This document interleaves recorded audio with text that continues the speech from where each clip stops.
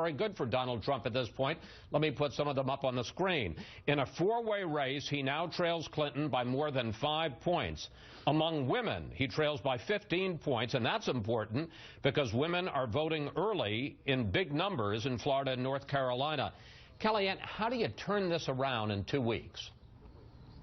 Thanks for having me, Chris. So by taking the case directly to the voters, and that's where he is. He was in 3 states yesterday. He'll be in Florida for a few days. And we look at some of the early voting returns in places like Iowa and Ohio, and we're doing much better than previous candidates, in large part because we invested in the absentee ballot early voting procedures. And also, I think he does it in the way that he gave the speech in Gettysburg yesterday, puts out that 9 or 10 point plan, has some really significant measures with teeth to have lifetime bans on lobbying foreign nations if you've worked in his White House, term limits for members of Congress, his whole Drain the Swamp ethical package.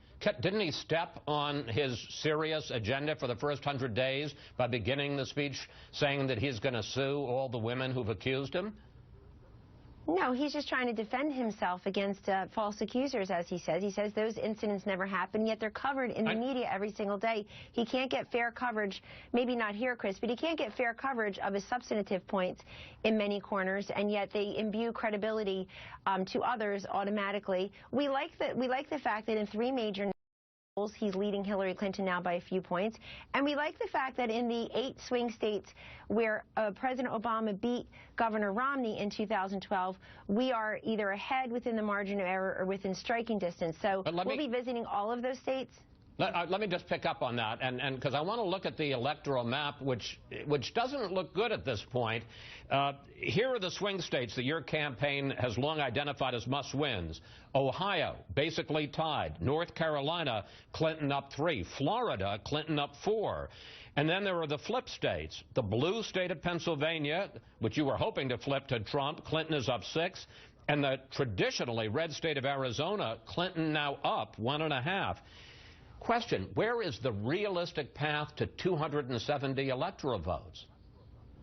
She's still under 50 everywhere, and she spent $66 million in ads, mostly negative politics of personal destruction ads against Donald Trump just in September, Chris. So with all that on the field, we're just starting to increase some of our investments on the air, and you'll see Mr. Trump there. So the fact that it's been 3 points, 4 points, 6 points is what can turn around in these next 2 weeks. Our path is Florida, Ohio, Iowa, North Carolina. You add Nevada there, you protect Arizona and Georgia. You look at New Hampshire and Maine, too, where the congressional districts there are split in the way they award their electoral votes.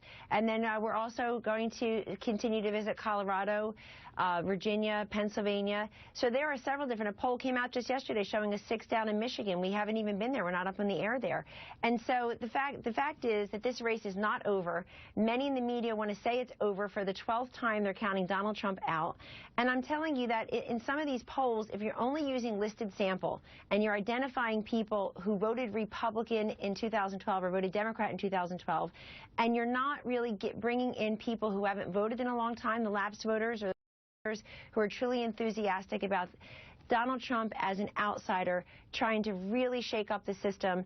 And there are many people like that. And we're not giving up. We know we can win this, and we are certainly not acceding to the same chattering class that's been wrong about Donald Trump for about 1.5 years. There are